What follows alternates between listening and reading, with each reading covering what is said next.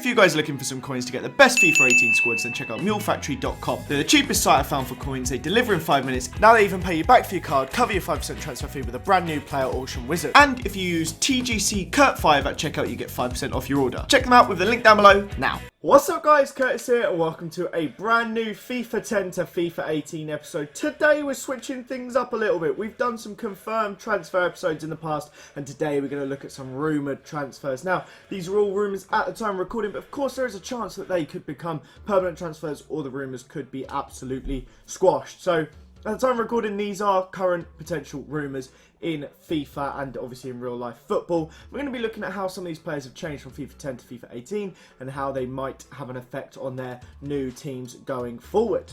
Of course, if you guys are enjoying these FIFA 10 to FIFA 18 videos, then please do leave a like because that is always greatly appreciated. And of course, if it's your first time watching, pop a little subscribe down on the button below because I know there's going to be a ton of new people. These things always drag in guys that aren't used to watching, so if you want to see lots more of this sort of content, pop a subscribe on the channel with the button down below. But without any further ado, let's get into our first few rumours. So first up we have Socrates. Now this guy has been linked with Arsenal. That's right, Arsenal Football Club. They've just today at the time of recording announced the signing of a right back, Stefan Lichtsteiner, from Juventus on a free transfer. But then we have Socrates right here. Socrates has an interesting little career thus far. Is rumoured to be moving to Arsenal for around £18 million, 18 to 20 million, depending pounds or euros. He's got a very interesting past. Now, we're going to go back to his time at Genoa. This was after he signed from AEK Athens, but when he was at Genoa, FIFA 10, he was there for a couple of seasons in real life. I think only one FIFA season, though, that year before moving to AC Milan. He only had the one season at AC Milan, played in just 5 league games before moving to Werder Bremen. He had 2 years at Werder Bremen, played a ton of games before playing almost every game for the last 5 seasons at Borussia Dortmund. Now, as you can see, his card has got better and better as the years gone on. He's grown in his experience and his ability, and he seems to be a really exciting player.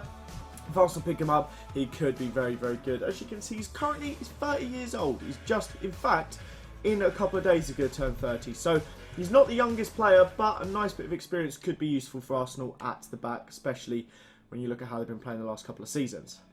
Next up, we have Pepe Reina, the story of a man to play an insane amount of football. I mean, he's literally been in so many different sides at so many top times. He's absolutely fantastic. If I currently look, 565 career appearances he has, which is absolutely amazing. But go back to 2000, he was at Barca, moved to Villarreal in 2002, obviously then moved to Liverpool in 2005. Now, he's at Liverpool for a number of FIFAs. If we just add him into the game real quick, you'll see where he is. Now, and of course, I need to tell you why we're talking about Pepe Reina too. That is because Pepe Reina is heavily linked to a move to AC Milan. It literally, loads and loads of different rumours cropping up about him. It's looking like it could be very possible. But obviously, as I was saying, FIFA 10, he was at Liverpool. He was there for a few seasons on FIFA, up till FIFA 13, before moving to Bayern Munich. He did actually go on a half season on loan to Napoli as well in the middle of that. But he went to Bayern Munich, and then after a little while there, he went permanently to Napoli, and he's had the last few seasons at Napoli. He's actually been basically ever present for Napoli the last few years, which I didn't realise. For some reason, I thought someone had overtaken him this year, but they hadn't. He's played 35 league games for Napoli this year, and basically been the main guy. But it's looking like he's heading off to AC Milan, which could be very interesting, and another major club that he's going to be playing at. Next up, we have Diogo Jota. Now, this one is an interesting one. He doesn't really have much of a FIFA past. In fact, he has no FIFA past. He just has his current 68 rated right back at Porto. He is rumoured to be off to Manchester United. Now, it does seem as though this is basically a done deal. I'm not sure exactly the fee, but it looks like apparently so, that he's having a medical, 20 million I think for his release clause, and it seems to be a done transfer, and he's heading off to Manchester United. 6 appearances for Porto. He's represented Portugal. I mean, the place to come in to get Diogo Jota by the sounds of things. But he's represented Portugal at every single possible level as a youth player. And he's had 6 first-team appearances for Porto this year. It's a lot of money to be spending on somewhat of an unknown, but he's very young. And you never know, he could be one of those players that are absolutely fantastic for Manchester United. We will soon find out. Next up, we have Emre Can, and this is a rumour that has been rumbling and mumbling along. Sorry guys, my light is literally, it's just died. I've realised I look really dark in this thing. Emre Can has been rumbling along for a little while that he was going to move on a free to Juventus. Sorry, I'm having serious trouble being able to actually scroll around here. Talk, he was going to move to Juventus, and it looks as though this deal is basically done and dusted. But if we look back at his past, you see he's played for some interesting ones. So he started off at Bayern Munich, only 4 first-team appearances for Bayern Munich in his time there. He then moved to Bayer Leverkusen, where he stayed for 1 season, played 29 games.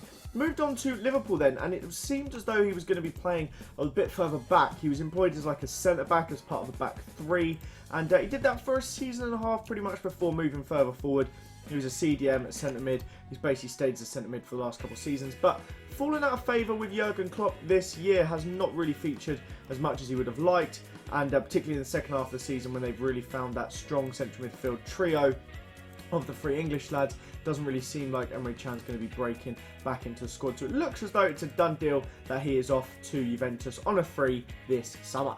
Going the other way though, into Liverpool, we are talking about Nabil Fekir. Now this is one that once again seems to be getting pretty close. Now Liverpool have already picked up a few midfielders, but it looks as though they may be adding another one to their ranks. Now Nabil Fekir, very, very close to completion apparently, but he's an exciting attacking midfielder that has kind of been playing as attacking midfielder, centre forward, mixing it up a little bit. He scored 18 goals in 29 games this season, which is a fantastic record.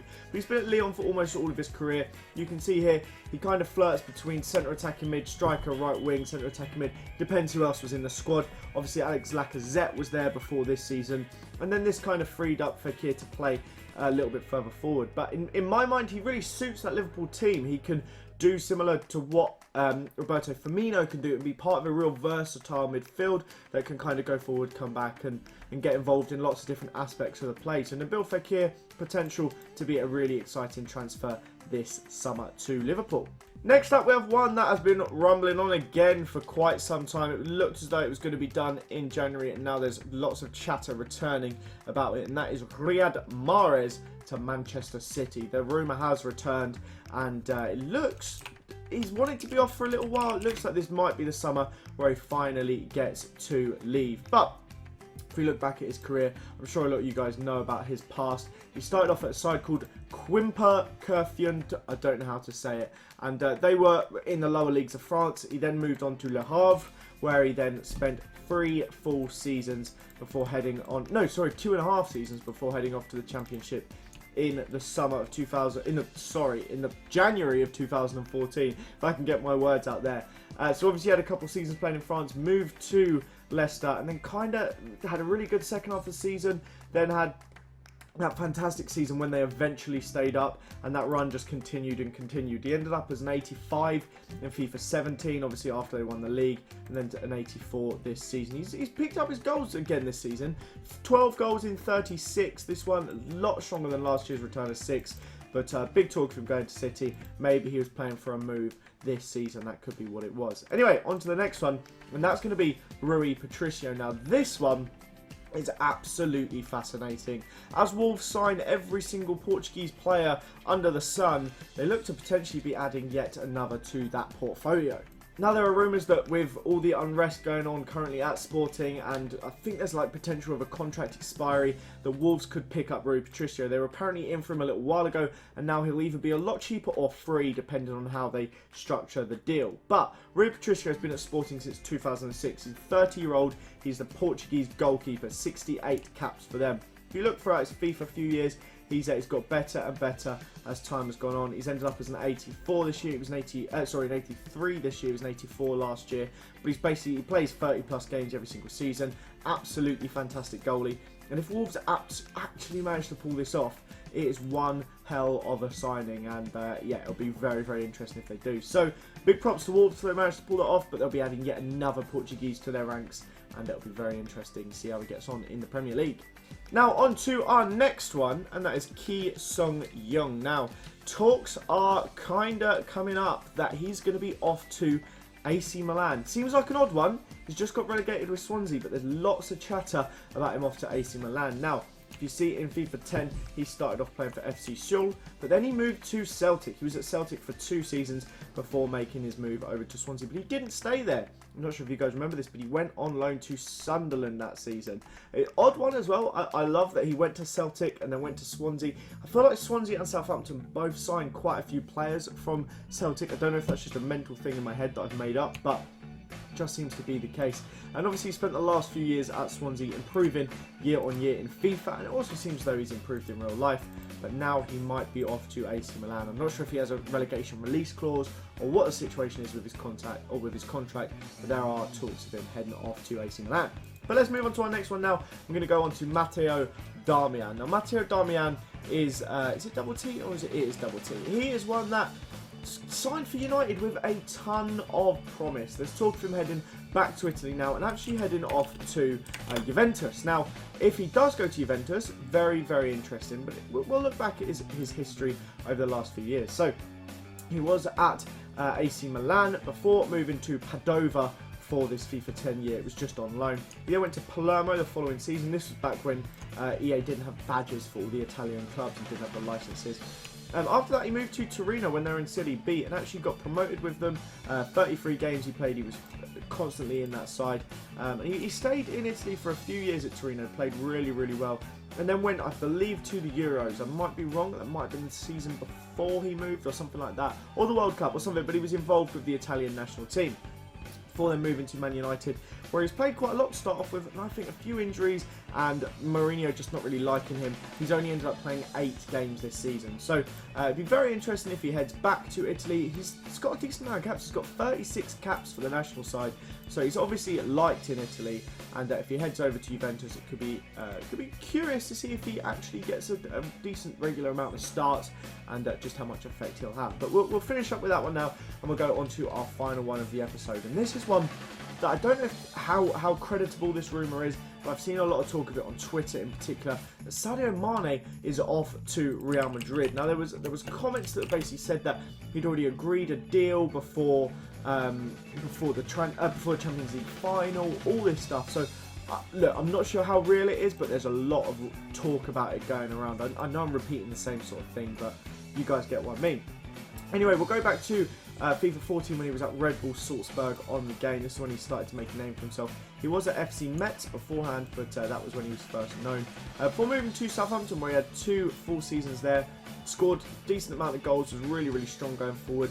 Part of a really good fluid front line, and that obviously has then put him in good stead when playing for Liverpool, and he's been there for the last 2 seasons and been very, very exciting. Obviously, his goal tally wasn't quite as strong this year, but in all competitions, it actually still wasn't too bad. He got 10 goals in Europe this season, which is absolutely amazing. So, definitely on the radar for Real Madrid, and you never know what could happen. But that, guys, is actually going to be the end of this Transfer Rumours episode. I hope you guys did enjoy it. Leave a like if you did, of course, and subscribe if it's your first time watching. Let me know if you want to see more of these Transfer Rumour videos, and I will try my best to get as many done in the next few weeks as humanly possible. Thank you so much for watching though, guys, and I'll see you all next time. Bye bye.